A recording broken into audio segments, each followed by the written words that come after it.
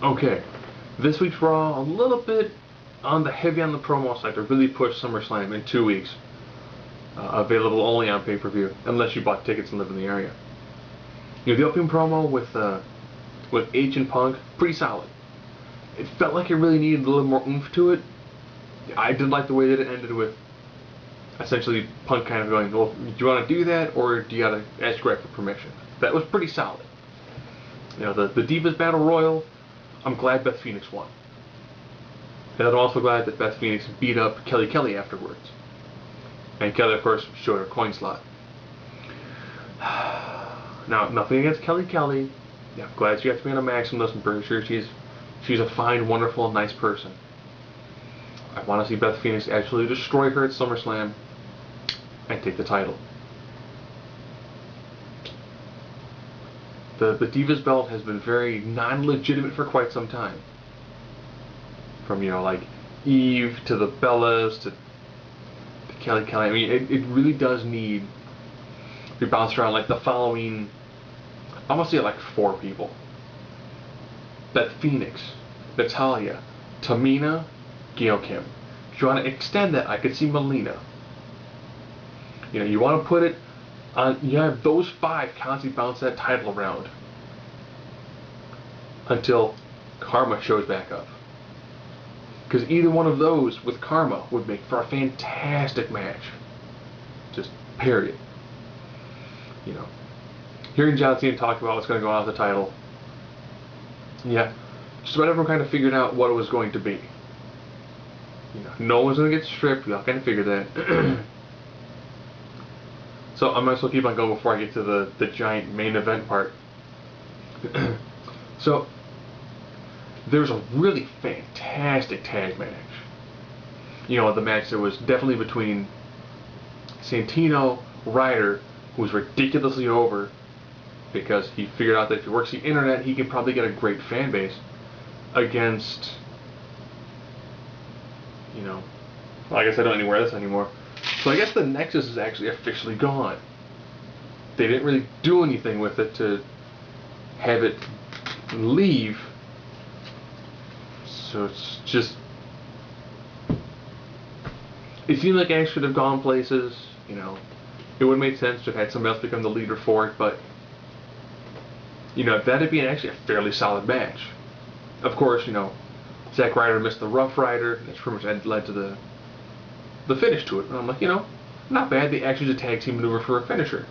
That's actually pretty decent. Other tag match. And this match was ridiculously good. That was Mysterio and Morrison versus Miz and R-Truth. The promo before that with R-Truth talking to the Miz. I've been waiting for the conspiracy, the C-O-N-spiracy, which is an old riff from an In Living Color skit where Damon Wayans played a guy who was in prison who got to use Hooked on Phonics, and he used giant words in the wrong order. And he was talking about conspiracy. He went C-O-N spiracy. And I was like, great, I've been waiting for that moment this whole time. But their match had some fantastic back and forth.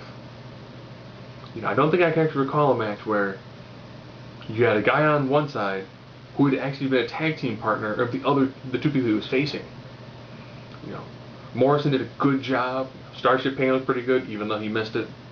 The Pele kick could have been a little bit faster, but beyond that, that match had a little bit of everything. That match was really, really well done. Of course, with R-Truth picking up the victory. That I really, really liked. So of course now we're down to the main event, which ended up being, I am the game. talking mostly about the fact that he has 2 champions. And then John Laurinaitis came out, who I think could really use a throat lozenge. He really does sound like he's got something going on, something is stuck. He definitely does need to get that looked at. And Laurinaitis said, you should strip John of the title. Technically, John's a champion on paper, but So of course, the big, huge, earth-shattering announcement: WWE Champion John Cena will face WWE Champion CM Punk at SummerSlam.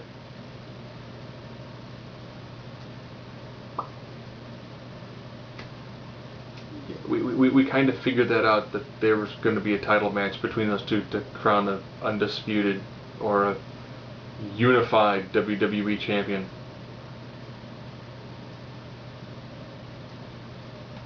Oh, I actually did forget there's actually one other match. For some strange reason, I guess Alberto Del Rio doesn't like Evan Bourne. It was good because, you know, Evan Bourne always looks credible in the ring.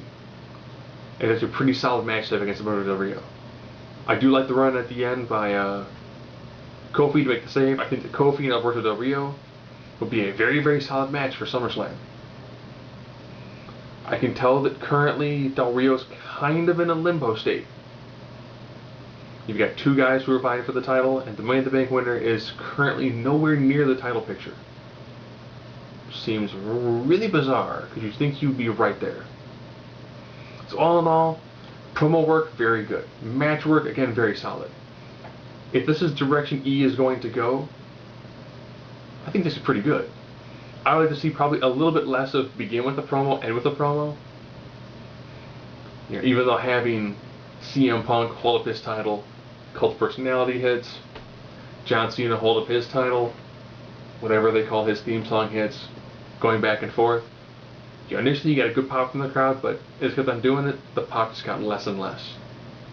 So all in all, looking forward, SummerSlam should be a pretty good pay-per-view currently.